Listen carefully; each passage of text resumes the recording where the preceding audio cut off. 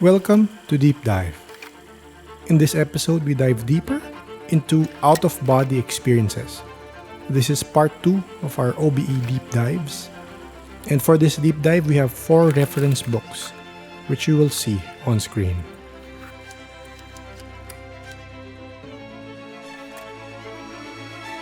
Pagbati sa'yo. Siguradong narinig mo na o baka na-curious ka na rin tungkol dun sa kakaibang pakiramdam, yung parang lumulutang ka palabas ng katawan mo. Oo. Yung out-of-body experience o OBE. Oo, yun nga. Ang daming kwento niyan, di ba? Mula pa noon hanggang ngayon. Totoo. At ngayon, gamit yung mga material na binigay mo, susubukan nating himayin ito. Ano nga ba talaga ito? Tingnan natin base sa mga karanasan, tapos kung ano yung sinasabi ng siyensya. Saka yung mga paraan daw para maranasan ito. Oo, kasama yan. So, handa ka na bang silipin natin to ng mas malapitan? Sige, game. Simulan natin sa pinaka-basic. Ano ba talaga ang definition ng OBE? Based sa mga nabasa natin, parang ito yung pakiramdam mo na nakikita mo yung mundo, pero yung point of view mo nasa labas ng katawan mo. Tama. At linawin lang din, hindi raw ito basta ordinaryong panaginip lang.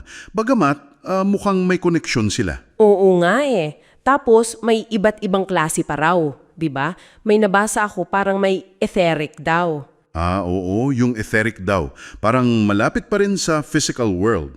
Tapos meron ding astral, na parang mas malayo na, ibang dimensyon na raw. Wow! Tapos minsan daw nakikita mo pa rin yung katawan mo, yung physical body mo talaga. Oo, para somatic daw yun. Pero minsan naman, parang kamalayan ka na lang, walang anyong katawan. Asomatic naman daw ang tawag doon. Grabe, ang interesting. Ano naman yung mga typical na nararamdaman? Bago mangyari o habang nangyayari? Madalas nababanggit yung parang lumulutang ka nga. Tapos may panginginig, parang vibration sa buong katawan. Oo, narinig ko na yan. Pati yung mga tunog. May mga kakaibang tunog daw. Meron din, parang ugong o malakas na buzzing sound. Minsan kasama rin yung feeling na di ka makagalaw. Yung parang sleep paralysis. Okay. Tapos yung silver cord. Popular din yun, di ba? Yung parang sinulid na konektado pa rin daw sa katawan mo. O, nabanggit yan sa ilang sources, yung konsepto ng silver cord. At interesting din na hindi lang pala matatanda ang nakakaranas nito. Pati mga bata raw medyo common din. Talaga? So, matagal na pala talagang konsepto to sa karanasan ng tao. Mukhang ganun nga. Okay, punta naman tayo sa siyensya. Ano ang masasabi nila dito? May paliwanag ba ang science? Merong silang mga tinitingnan. May parte raw sa utak, yung temporoparietal junction o TPJ. TPJ, okay. Ito yung parang intersection sa utak natin na tumutulong sa atin malaman kung nasaan tayo sa space, yung spatial awareness natin. Kapag daw ito na-stimulate, pwedeng magkaroon ng feeling na parang nasa labas ka ng katawan. So parang glitch sa utak? Parang ganon. May theory pa nga na yung mismong pakiramdam natin na nasa loob tayo ng katawan, baka construct lang din ng utak. So pag na-disrupt yun, pwedeng lumabas yung ilusyon ng OBE. Wow! Mind-blowing yun So parang kayang i-trick ng utak yung sarili niya. Yun ang isang tinitingnan ng anggulo. May mga experiment pa nga gamit yung virtual reality.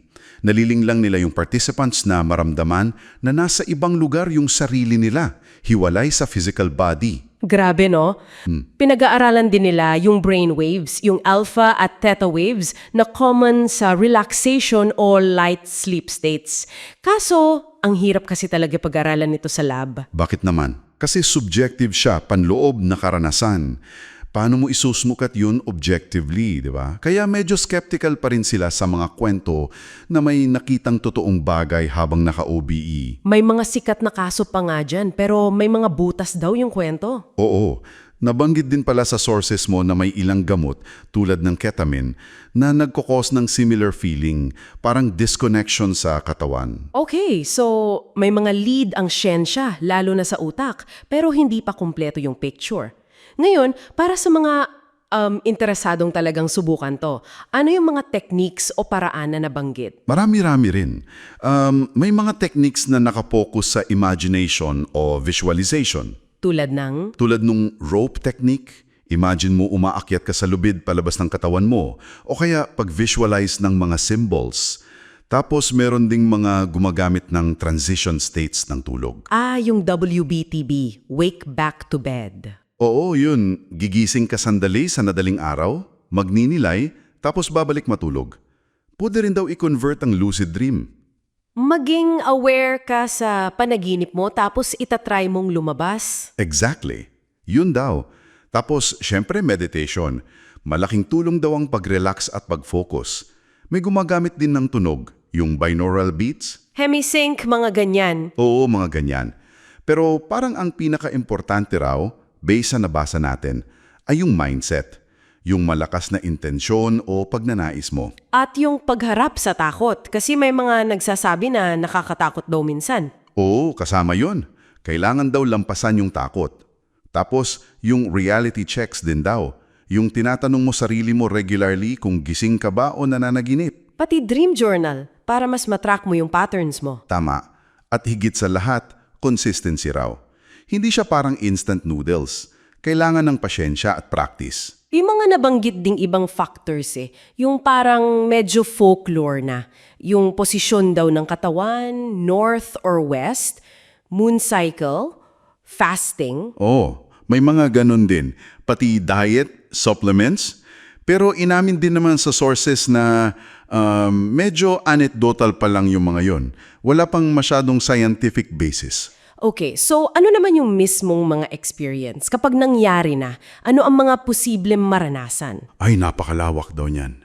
May mga report ng pagkikita sa mga yumaong mahal sa buhay. Talaga? Oo. Meron ding mga nakakaranas ng malalim na spiritual realization. Yung parang feeling ng oneness sa lahat. Yung parang connected ka sa universe. Parang ganun. Tapos, may mga kwento rin ng pag-encounter daw sa ibang beings o entities. Dito nagiging mas mysterious, ano? Oo. At marami ang nagsasabi na yung experience nagdulot ng malaking pagbabago sa buhay nila, sa pananaw nila. Napansin ko rin may pagkakahawig daw sa near-death experiences o NDEs. Meron nga. Yung paglabas sa katawan, yung tunnel of light sa NDEs, may mga parallels daw. So, grabe pala talaga ang saklaw nito mula sa posibleng brain function hanggang sa malalim na spiritual experience. Oo. Kaya kung ibubuod natin base sa mga sources mo, nasilip natin yung definition, yung mga posibleng paliwanag ng siyensya, yung mga techniques at yung lawak ng mismong experience. Pero malinaw na, komplikado talaga to at very personal. Marami pa ring misteryo. Talagang marami pa. At siguro bilang panghuling palaisipan na rin para sa iyo na nakikinig, kung kaya pala ng utak natin na gumawa ng ganito kakumbinsing ilusyon o karanasan na hiwaray tayo sa katawan natin. Ano kaya ang ibig sabihin nun tungkol sa pang-araw-araw nating pakiramdam na tayo'y nasa loob ng katawan? Gaano nga ba katatag o katotoo yung reality na nararanasan natin bawat sandali? Oo nga, no. Isang bagay na pwedeng pag-isipan pa. Yan. Pwede mong pagnilayan pa yan.